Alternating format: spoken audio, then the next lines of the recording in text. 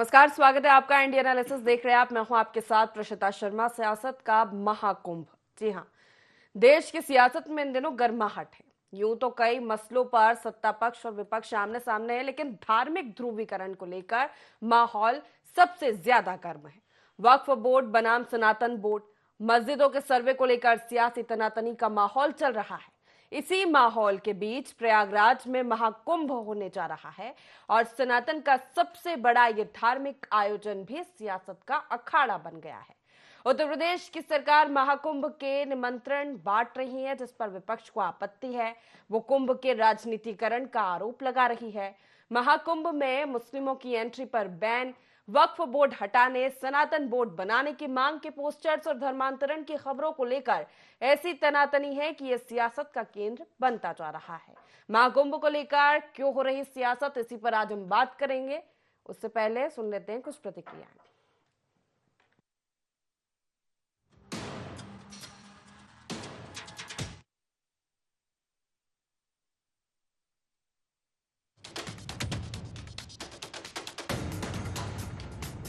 तैयारी का सवाल। और मैं आपको बता दूं, कुंभ में निमंत्रण नहीं दिया जाता है। कुंभ में अपने आप लोग आते हैं, आस्था से आते हैं।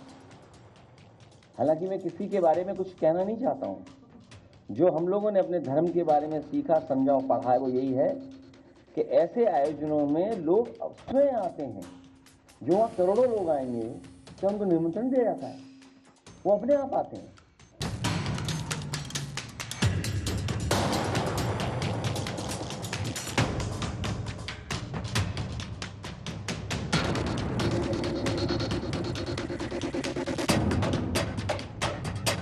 महाकुंभ का सवाल आपने उठाया है। महाकुंभ में मैं पूरे दुनिया के जो हमारे सनातन धर्म के मानने वाले लोग हैं, सबका मैं हृदय से स्वागत करता हूं। और राहुल जी से भी कहता हूं, आप जर्मनी से आए, आप भी स्नान करके जाइए, पुण्य का लाभ प्राप्त करके जाइए। और मैं समाजवादी पार्टी के मुखिया से भी कहना चाहता हूं, आप भी आइए, पुण्य प्राप्त करिए, पापों को धोइए।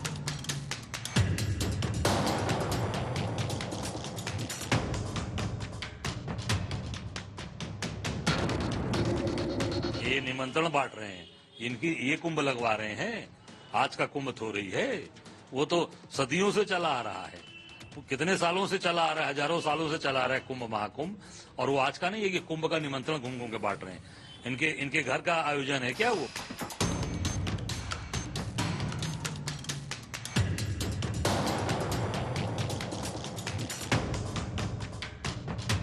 कुंभ का मेला शुरू हो रहा है और मैं तो ये चाहता हूँ कि कुंभ का मेला खैर व आफियत के साथ, अमन और शांति के साथ में संपन्न हो।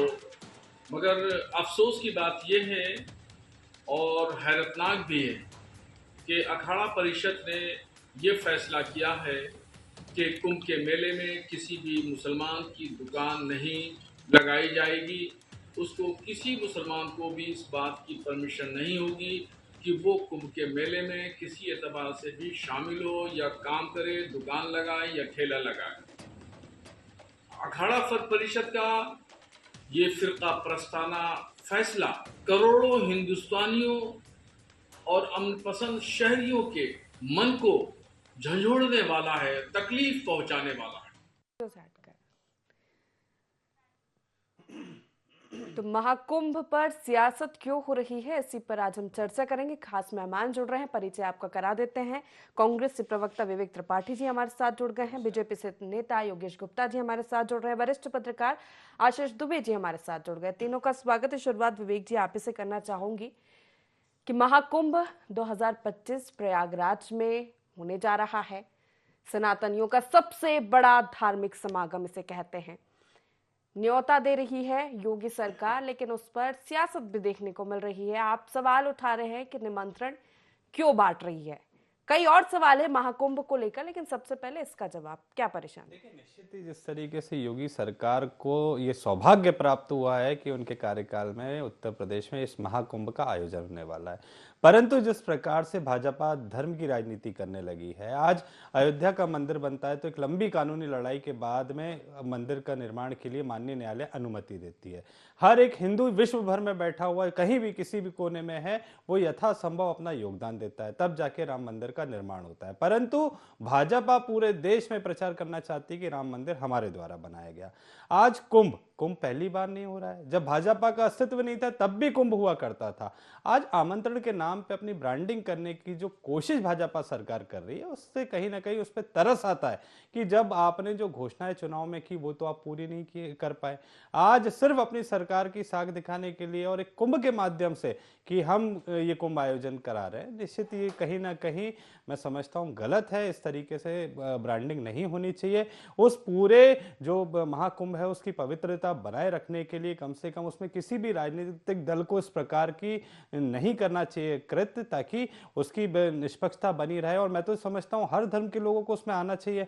उसमें आमंत्रण की क्या आवश्यकता है? इतना बड़ा महाकुंभ है, इससे पहले भी जब आयोजन हुआ है, दुनिया भर के कोने कोने से हर धर्म का व्यक्ति वहां पे पहुंचता है, विभिन्न धर्मों के लोग वहां आते हैं, कुंभ का आनंद लेते हैं, सनातन हमारी संस्कृति को समझते हैं। उसमें हम किसी भी धर्म के लोगों को आने से कैसे रोक सकते हैं? हमें तो और स्वागत करना चाहिए कि अन्य धर्म के लोग जब आके सनातन को समझेंगे, सनातन के इतने विशाल महापर्व को देखेंगे, उससे आकर्षित होंगे, अपने देश में जाके अपने धर्म के लोगों को बताएंगे कि देखिए हिंदू समाज कितना वृहद है, सनातन समाज कितना वृहद है, किस तरीके से लाखों करोड़ों लोग एक आस्था के लिए एकत्रित होते हैं। लेकिन जनता तो वो ये क्या वाकई में ऐसा होता है?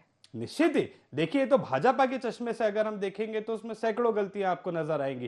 परंतु इससे पहले भी कुंभ में आप ही के मीडिया की रिपोर्ट्स थी कि कई देशों के पारसी हो, क्रिश्चियन हो, अन्य धर्मों के लोग उसमें आके मैं समझता हूँ सम्मिलित होते थे और बहुत आनंद से कुंभ का आयोजन जब वो एंजॉय करते थे, वो आनंद लेते थे। तो निश्चित ही मैं समझता हूँ हमारे धर्म के लिए बहुत अच्छा था कि अन्य धर्मों के लोग जब आके सनातन को इतने नजदीक से देखते थे, उसमें उसका हिस्सा बनते थे और उसका आनंद लेते थे। तो निश्चित ही विश्व के कई देशों में ये चर्चा का विषय होता था कि भारत देखिए कितनी सारी विविधताओं को एक साथ संग्रहित करने वाला देश है, यही हमारी संस्कृति है, इसका परिचय हमने आज तक दिया। परंतु भाजपा का सबसे बड़ी ये दिक्कत हो गई है कि जिस तरीके से वो देश में धर्म आधारित राजनीति की तरफ बढ़ चुकी है, करने के लिए उनके पास में कुछ नहीं है, जितने वादे चुनाव से पहले करते हैं उनको पूरा नहीं कर पाते। तो निश्चित ही इस तरीके के आयोजनों का सहारा लेके अपनी ब्रांडिंग करते हैं। समस्या निमंत्रण बांटने पर है या मुस्लिमों की एंट्री पर बैन जो लगा रहे हैं? अलग अलग आकार जितने अखाड़ा उसमें सम्मिलित हो रहे हैं, धर्म के लोगों वहां से आवाज आ रही है। वो तर्क भी दे रहे हैं कि ये थूक जिहाद, पेशाब जिहाद, ये गंदगी, ये तमाम चीजें वो तर्क दे रहे हैं कि आप शब्द जब ये से सब भाजपा की सरकार गंदगी फैलाएंगे। देखिए जब से भाजपा की सरकार इस देश में बनी है, इस तरीके के शब्दों को जिहाद और इस तरीके से विभाजनकारी जो राजनीति भाजपा कर रही है पूरे देश भर में, चाहे वो जातियों के आधार पे, चाहे वो धर्म के आधार पे,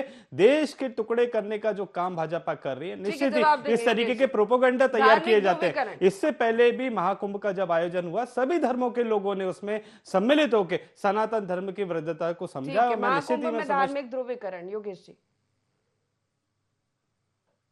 देखिए सीता जी, कांग्रेस पार्टी का यही दुर्भाग्य है, जब भी सनातन से जुड़ा हुआ कोई विषय आता है या उससे जुड़ी हुई कई धार्मिक भावनाएं उभर कर आती है, तो बजाय उसमें ओतप्रोत होने की, उसमें राजनीति का कांग्रेस पार्टी, इनके युवराज हमेशा सनातन का अनादर करते हैं।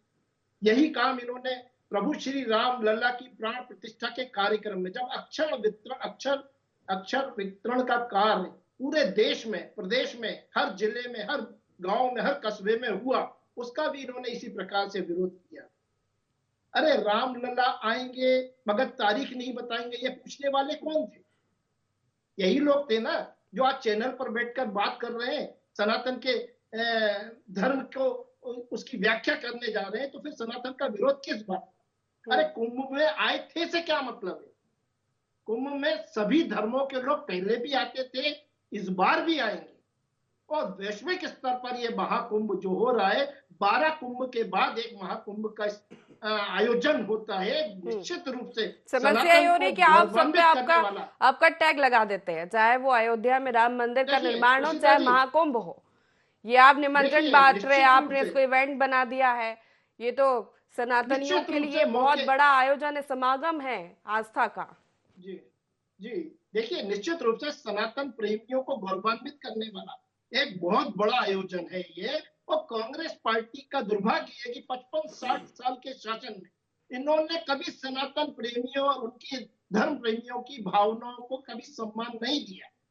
आज भी कांग्रेस बदस्तूर सनातनियों के अपमान करने का कोई भी मौका नहीं चूकती। वहीं दूसरी तरफ भारतीय जनता पार्टी सनातन को सर्वप्रथम रखते हुए और सनातन प्रेमियों की मंशा के अनुरूप देश और प्रदेश में कार्य ही नहीं कर रही, बल्कि देश की एकता अखंडता को बरकरार रखते हुए देश का नाम वैश्विक स्तर पर आज चमक रहा है। और माननीय प्रधानमंत्री नरेंद्र मोदी आज विश्व में सर्वाधिक लोकप्रिय नेता के रूप में जहां एक तरफ स्थापित हुए, वहीं भारत की दखलंदाजी वैश्विक स्तर पर बढ़ी है। तो निश्चित रूप से पिछले 10 सालों का कार्यकाल देखिए और 55 सालों का कार्यकाल देखिए, कांग्रेस को अपने कुकर्मों पर शर्म आनी चाहिए। रही बात अल्पसंख्यक वर्ग की, तो अल्पसंख्यक वर्ग से जुड़े हुए एक बड़े फिल्म अभिनेता ने कल ही सोशल मीडिया पर एक रील डाली, अगर मेरे साथी मित्र ने देखी हो तो रजा मुराद साहब ने एक रील डाली है, जिसमें उन्होंने महाकुंभ के आयोजन को लेकर न केवल उसकी तारीफ करी है, बल्कि सराहनीय प्रयास उत्तर प्रदेश सरकार का ये उन्होंने तमगा दिया कि किसी भी प्रकार की कोई कमी बेशी नहीं छोड़ी गई। तो निश्चित रूप से बड़ा आयोजन है और हम तो निमंत्रण कांग्रेस के हमारे मित्रों को देते हैं, जाइए आप भी गंगा जी में डुबकी लगाइए। वो यही कह रहे, निमंत्रण की जरूरत क्या है? महाकुंभ तो अपने आप में, एक तो महाकुंभ 144 साल बाद ही महाकुंभ लग रहा है प्रयागराज में, तो निमंत्रण की जरूरत क्या है? आप आपका टैग लगा रहे हैं, इवेंट बनाने की कोशिश आप कर रहे हैं। पूर्ववर्ती सरकारों को भी मौके मिले थे, लगा लेती टैग, लेकिन आपको तो 2080 की राजनीति करनी है। ठीक है, आशीष जी का रुक सियासत का महाकुंभ चल रहा है, कैसे देखते हैं आप? देखिए, महाकुंभ तो जो है वो धार्मिक आस्था का एक बड़ा आयोजन है, उस पर इस तरह से कभी, और जिस तरह से समय बदल रहा है राजनीति का और दूसरी चीजें धीरे धीरे बढ़ रही है, तो हर तरह के आयोजनों में एक नई चीज या नयापन शामिल होता जा रहा है। अगर हम उसको कार्ड के तौर पर देख लें, ये ठीक है, नयापन है, लेकिन सवाल ये है कि जो आस्था होती है वो किसी दल या किसी से बंधती नहीं है। और ये जो आयोजन का जो निमंत्रण पत्र का जो विवाद है, वो तो कुछ चुनिंदा लोगों को दिया जा रहा है, वहां तो करोड़ों लोगों को आना है, उन सबको तो आमंत्रण दिया नहीं जाता। तो मुझे ऐसा लगता है। और दूसरी बात ये है कि जो भी लोग ऐसे आयोजनों में जाते हैं वो एक किस्म से भक्त होते हैं, साधु होते हैं, और एक दोहा भी है कि जात ना पूछो साधु की। तो ये सारी चीजें, देखिए, इन सब चीजों में बहुत सारे अर्थ हैं और लोगों को ये सब चीजें समझना है। और लोग जो है अपनी श्रद्धा, अपनी भक्ति से ही वहां जाएंगे, और जब वो वहां जाएंगे तो वहां पर इस तरह की जो, अगर इस तरह कोई संदेश देने की कोशिशें भी होती हैं कि ये हमारा आयोजन है या किसी पार्टी विशेष का आयोजन है, तो वो सारी चीजें वहां जाके गौण हो जाती है। तो ये जो सारी चीजें हैं, ये जो महाकुंभ है इसकी शुरुआत तक ही है। उसके बाद जब आस्था का जो सागर या सैलाब बहेगा, उसमें बहुत सारी चीजें जो है अपने आप अदृश्य हो जाएंगी। तो इसलिए अगर उत्तर प्रदेश में इस चीज को लेकर के विवाद है या वहां पर राजनीतिक तौर पे इसको ज्यादा देखा जा रहा है, तो उसका ये भी एक मतलब है कि वहां पे विधानसभा का चुनाव की तैयारियां राजनीतिक दलों ने शुरू कर दी है। चुनाव में भले अभी समय है, लेकिन वो सब चीजें उस चीज से जोड़ के देखी जा रही है। और अभी पिछले चुनाव में जो नतीजे थे, अगर हम उपचुनाव का नतीजा छोड़ दो, लोकसभा चुनाव का नतीजा देखिए, तो ये भाजपा को भी अधिकार है कि वो अपनी विशेषताओं की ज्यादा ब्रांडिंग करे या अपनी विशेषताओं के इर्द गिर्द सारी चीजों को रख करके आगे बढ़े।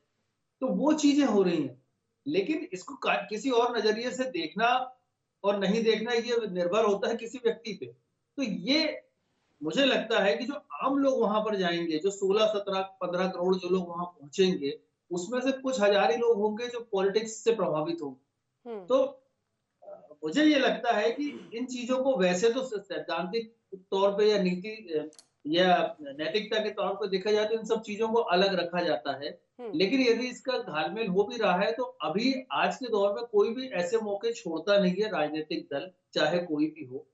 लेकिन इन सब लेकिन ये से चीजें और बेहतर ज्यादा ये तब होगा बढ़ गई कि आशीष जी, उत्तर इस पर भी प्रदेश की प्रतिक्रिया कि जब वहां पर शामिल होने वाले अखाड़ा के लोगों से, महंतों से, साधु जी संतों से ये आवाजें उठने लगी, बैनर पोस्टर जिस तरह के लगाए गए, सरकार से ये मांग की गई कि आप बैन लगा दीजिए गैर सनातनियों पर, मुस्लिम लोग वहां पर दुकानें नहीं लगाएं, मुस्लिम ड्राइवर्स की एंट्री पर बैन, मतलब इस तरह की चीजें, एक बड़ा धार्मिक वही आयोजन, एक बड़ा आयोजन है ये महाकुंभ।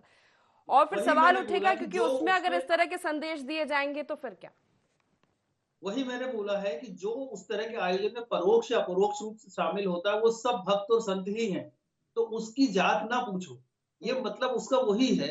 और मुझे नहीं लगता कि ये चीजें बहुत ज्यादा रह पाएंगी। इतना बड़ा जब जनसैलाब होगा तो बहुत सारी चीजें अपने आप गौड़ हो जाएंगी। हालांकि ऐसा कहना धर्म के हिसाब से भी मुझे नहीं लगता कि बहुत उचित होता है कि फला आएगा फला नहीं आएगा, क्योंकि धर्म में इस तरह के बंधन होते नहीं है। दूसरा एक उदाहरण मुझे याद आता है कि बनारस के जो मंदिर हैं, बड़े प्रसिद्ध मंदिर हैं, वहां पर ये हम कई बार खबरें देखते हैं, सुनते हैं, पढ़ते हैं कि मुस्लिम परिवार वहां जो है वो प्रतिमाओं की पोशाक बनाते। मथुरा में भी इसी तरह से होता है। तो ये सिलसिला तो चलेगा, इसमें राजनीतिक रूप से अगर कोई ध्रुवीकरण या इसकी कोशिश की जाती रहेगी तो उसको लोगों को अपनी तरीके से समझना और देखना होगा। ठीक है विवेक जी। देखिए प्रेषिता जी, मैंने अपनी बात की शुरुआत में ही कहा था कि भाजपा इस पूरे आयोजन को ब्रांडिंग के रूप में अपने पक्ष में कराने का प्रयास कर रही है। भाजपा के विद्यमान प्रवक्ता जब अपनी बात कर रहे थे, दर्शकों ने उनको 5 मिनट सुना, 2.5 मिनट उन्होंने कांग्रेस के बारे में भला बुरा कहा, 2.5 मिनट भाजपा की तारीफ की, एक बार ये नहीं बताया कि महाकुंभ में हम किस तरीके की व्यवस्थाएं करने जा रहे हैं, हम किस तरीके से बुजुर्गों के लिए अलग व्यवस्था करेंगे, विकलांगों के लिए अलग व्यवस्था करेंगे। पूरे 5 मिनट नकारात्मकता, कांग्रेस के खिलाफ, भाजपा की तारीफ। वैश्विक रूप से आप बहुत अच्छे स्थान पे जा रहे हैं, देश विश्व गुरु की राह पे चल निकला है, पर बांग्लादेश में जब हिंदुओं के ऊपर हमले हो रहे हैं तब हमारे प्रधानमंत्री महोदय कुछ नहीं बोलते हैं। मणिपुर जलता है, मुख्यमंत्री महोदय का इस्तीफा मांगने की हिम्मत तक प्रधानमंत्री महोदय नहीं कर पाते। तो कहीं ना कहीं भाजपा की कथनी और करनी में अंतर है। मैं समझता हूं हर एक सच्चा सनातनी कभी भी महाकुंभ का जब हिस्सा बनेगा तो दूसरे किसी व्यक्ति के धर्म जाति के पे कभी कोई टिप्पणी नहीं करेगा, कभी ये नहीं कोशिश करेगा कि किसी धर्म और अन्य जाति का व्यक्ति उसमें सम्मिलित ना हो। एक सच्चा सनातनी वही है जो महाकुंभ में खुद भी हिस्सा लेगा और हर धर्म का वहां पे सम्मान करेगा, आदर करेगा, क्योंकि ये हमारा सौभाग्य है, ये हमारे पीढ़ी का सौभाग्य है कि हमारे सामने भी अखाड़ा वहां पर शामिल हुए हैं उन्हीं लोगों से ये आवाजें आ रही है। भाजपा के नेता कह रहे हैं कि अल्पसंख्यक समुदाय शंकराचार्य, को रोका जाए, महामंडलेश्वर, महंत, साधु संत सरकार से मांग कर रहे हैं कि आप बैन लगा दीजिए। ये कैसी दोहरी नीति है? एक तरफ आप एक समुदाय को आने से रोकने की बात कर रहे हैं, दूसरी तरफ आप ही के नेता चादर चढ़ाने के लिए लोगों को आमंत्रित कर रहे हैं, अजमेर शरीफ अपनी चादर भेज रहे हैं। तो ये दोहरी नीति क्यों है, दोहरा चरित्र क्यों है? देश की जनता को सोचना चाहिए। एक तरफ आप महाकुंभ में आने से रोकते हैं, दूसरी तरफ उनके धार्मिक स्थलों पर चादर चढ़ाने जाते हैं। तो आप क्या है वो तो स्पष्ट करिए। दोहरा चरित्र कहीं ना कहीं जनता अब समझ चुकी है। और महाकुंभ हमारा सौभाग्य है कि इस पीढ़ी के सामने महाकुंभ का आयोजन हो रहा है और उसमें सम्मिलित होने का हमें अवसर मिलेगा। निश्चित ही खुले मन से, खुले दिल से वहां पे आनंद का इस पल का हमें साक्षी बनने का मौका मिल रहा है। सभी धर्मों को हमें आमंत्रित करना चाहिए। आइए देखिए कि सनातन समाज का ये महाकुंभ, ये धर्म का जो महापर्व है, किस तरीके से बहुत ही आनंद के साथ में हम वहां पे आयोजित करेंगे। करोड़ों की संख्या में विश्व भर के लोग आएंगे। सरकार तो किसी को भी मना नहीं कर रही ना विवेक जी, ये तो धर्म गुरु वहां से आवाज उठा रहे हैं। निश्चित ही भाजपा समर्थित लोग जिस तरीके के वहां पे माहौल बिगाड़ने का काम कर रहे हैं, माहौल बिगाड़ने का काम कर रहे हैं। आप देखिए भाजपा से जुड़े हुए लोग पूरे देश में नकारात्मकता जो फैलाने का कार्य में इनका जो मिशन चल रहा है, लोगों को विभाजित करना, धर्म आधारित विभाजित करना, समाज के आधार पर विभाजित करना, ये निश्चित ही भाजपा की रणनीति है कि इस देश में विभाजनकारी राजनीति को जो बढ़ावा दे रहे हैं भाजपा जिस तरीके से। आप ही के लोग हैं योगेश जी।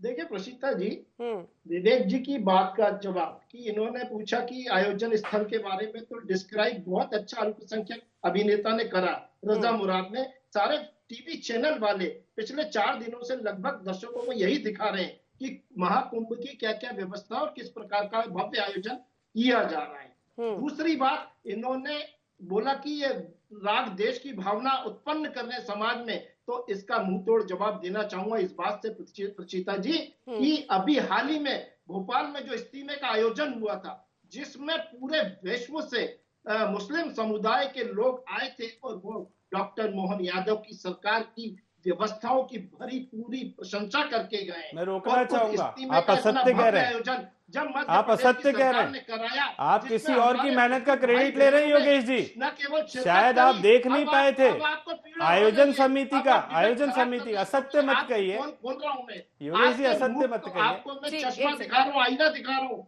कि हमारे आईना यहाँ आप जब देखिए। इज्तिमे का आयोजन हुआ था, हमारे यहाँ जब इज्तिमे का आयोजन हुआ था, तो उसमें मुस्लिम समुदाय ने भारतीय जनता पार्टी शासित सरकार की न केवल तारीफ करी थी, एक बल्कि भी डॉक्टर भाजपा मोहन का यादव जी का पदाधिकारी, शुक्रिया किया आरएसएस था। का और कार्यकर्ता निश्चित रूप से ट्रैफिक की उत्तर व्यवस्था प्रदेश में संभालते होने हुए वाले महाकुंभ फोटो या में वीडियो में दिखा जनेऊ दीजिए। धारी, मैं आपसे एक भी पूछना चाहता भाजपा हूं, का जनेऊ कार्यकर्ता, धारी, आरएसएस का जनेऊ धारी कार्यकर्ता पंडित फोटो राहुल वीडियो में गांधी दिखा वहां दीजिए जो जाएंगे क्या ट्रैफिक की कांग्रेस व्यवस्था करते थे? संभाल रहा हो। जो फर्जी वो पंडित थे इज्तिमे के राहुल आयोजन गांधी, ठीक है, समिति ठीक के है, जनेऊ साथ। धारण महाकुंभ पे आ करते, जाते हैं। चुनावी कुछ भी पंडित, योगेश क्या जी, वो महाकुंभ अरे में खुद से जाएंगे? मेहनत करके आप तारीफ डिबेट खराब बटोरने की करते हो कोशिश विवेक कीजिए जी, ना आपसे मैं ऐसी अपेक्षा इसलिए नहीं रखता हूं कि योगेश मैं जी। आपको असत्य, शांति फिर से आप असत्य थोड़ी फिर ना आप सुनूंगा। कहेंगे लेकिन ना आप इवेंट बीच में बनाने की बोलकर कोशिश डिबेट करते खराब हैं। करते अभी हो, निमंत्रण क्योंकि बांट रहे, वहां पर आपका आप भी पूछ रहे थे कि आपका आयोजन बताइए किस तरह से किया जा रहा है महाकुंभ का। अब वो बताएंगे तो जी। कहेंगे कि इवेंट बना दे रहे हैं। हाँ, योगेश ये जी, तो इन असत्य लोगों मत का कहिए दोहरा ना। मापदंड, दोहरा चाल चरित्र मध्य प्रदेश और देश की जनता भली भांति जानती है इन जनेऊधारी पंडितों को, और बिल्कुल उसी के अनुरूप ही पंडितों पे टिप्पणी कर रहे हैं क्या आप? मत और अपना वोट योगेश जी, डालती है। पंडितों पे टिप्पणी कर रहे हैं क्या? सोच जनेऊधारी समझ के पंडित कीजिएगा, कौन है?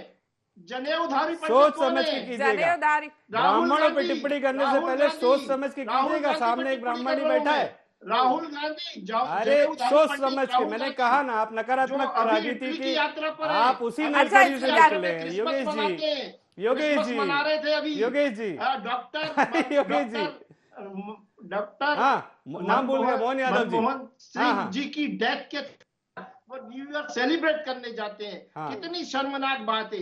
ये राहुल गांधी के लिए मैंने जनेऊधारी पंडित का वक्तव्य दिया है। अच्छा। इसको आप समझिए, देश की जनता तो समझ रही है। फिर पूछेंगे जब आप तो सवाल कांग्रेस तो में थे उठाएगी तब ना वो विपक्ष, अगर जनेऊधारी, इस तरह की बातें जब आप करेंगे कांग्रेस में थे योगेश तब जी। आपत्ति नहीं थी, अपना- अभी अपना दल बदल रूप लिया, अवतरण की नई प्रकार नौकरी से लग गई तो चलिए आपको ठीक है, आपत्ति होने लगी। आशीष जी करूंगी। आशीष जी, ये इस तरह की मांगे सियासत ठीक नहीं है, बिल्कुल भी ठीक नहीं है। ये तो बिल्कुल निश्चित तौर पर ऐसा नहीं हो सकता है। किसी एक जाति को बैन करो या किसी वर्ग विशेष से दूरी रखो, ऐसे आयोजनों में फिर धर्म का मकसद। लेकिन सवाल ये भी कि आशीष जी, ये मांग तो धर्म गुरु ही उठा रहे हैं। वहां पर शामिल होने वाले अखाड़ा के महामंडलेश्वर, महंत, साधु, संत सरकार से ये मांग कर रहे हैं कि आप इन लोगों पर बैन लगा दीजिए कि गैर सनातनी कोई इस आयोजन में शामिल नहीं होगा, और ऐसा हो नहीं सकता।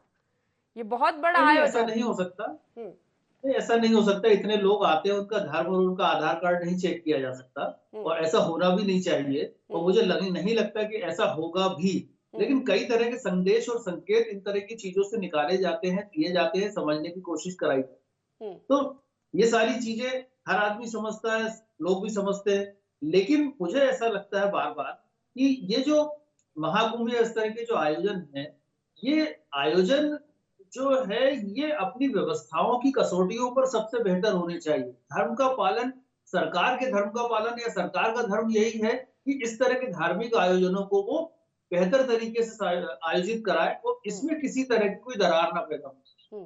तो सबसे बड़ा तो सरकार का धर्म मुझे लगता है यही होना चाहिए। अखाड़ा परिषद या सरकार से जुड़ी कोई, या सरकार चलाने वाले दल से जुड़े हुए कोई संगठन और उस तरह के लोग जो लोग बोलते हैं, उनको निश्चित तौर पर संयमित किया जाना चाहिए। इसलिए क्योंकि ये एक बड़ा आयोजन इस मायने में भी ये सिर्फ सिंहस्थ के जरिए, कुंभ के जरिए भाजपा या उसके संगठन या ऐसी किसी ब्रांडिंग भर का मौका नहीं है, बल्कि ये भारत की जो विशेषता है, अनेकता में एकता की जो विशेषता है, उसकी ब्रांडिंग का भी मौका है। तो ये संदेश और ये संकेत देने की कोशिश सरकारों को करना चाहिए, दलों को करना चाहिए, और मिलकर करना चाहिए, क्योंकि इससे बड़े मौके कभी हमेशा नहीं आते। और संविधान की जो बात आजकल चलती है, तो संविधान की मूल भावना भी यही है। तो वो सर्वधर्म समभाव वाला जो ब्रांडिंग का मौका है, वो यदि होता है तो ये इस कुंभ की नई विशेषता होगी और ज्यादा खूबसूरती होगी। चलिए जी, समय की कमी, आखिरी प्रतिक्रिया योगेश जी आपसे, उसके बाद चर्चा को समाप्त करूंगी। ये परिस्थितियां क्यों बन रही है आखिर? वहां पर धर्मगुरु इस तरह की मांगे उठा रहे हैं, और कैसे सरकार इनको संयमित करेगी? देखिए प्रशिता जी, धर्मगुरुओं की मांग नाजायज इसलिए नहीं मानता हूँ कि कई सनातन प्रेमी लहसुन प्याज का परहेज करते हैं, और बिल्कुल एक सात्विक भोजन करना धर्म गुरुओं का नियत होता है। और उस भोजन की जो उनकी प्रक्रिया है उसमें किसी भी प्रकार का इस प्रकार का कोई अपशिष्ट ना शामिल हो, एक कारण ये मैं मान सकता हूं। बाकी जैसा कि आशीष जी ने बोला, करोड़ों अरबों लोगों का ये आयोजन होना है। इसमें 13 जनवरी से पहला शाही स्नान होगा, 14 जनवरी को दूसरा। ठीक है, ये सरकार की जिम्मेदारी है, सब चीजों का ध्यान रखा जाए, आयोजन को बेहतर बनाया जाए कि इस तरह की जो चीजें, अगर डर है किसी को तो वो डर ना रहे और अच्छे से महाकुंभ में हिस्सा ले लोग। बहुत शुक्रिया आप तीनों मेहमानों का हमारे साथ इस चर्चा में शामिल होने के लिए। इन सबसे इतर अगर मैं बात करूं प्रयागराज की, तो ये धरती है पुराणों में वर्णित 3 नदियों के संगम की। ये धरती है कल्पवास की, धरती है अघोरी साधु नागा साधुओं की, ये धरती है लोगों के आस्था के सैलाब की, सनातनियों के आस्था के सैलाब की। ये धरती है कुंभ महाकुंभ की, और इस पर तो राजनीति बिल्कुल नहीं होनी चाहिए। एनालिसिस में फिलहाल इतना ही। बने रहिए ID24 के साथ। नमस्कार।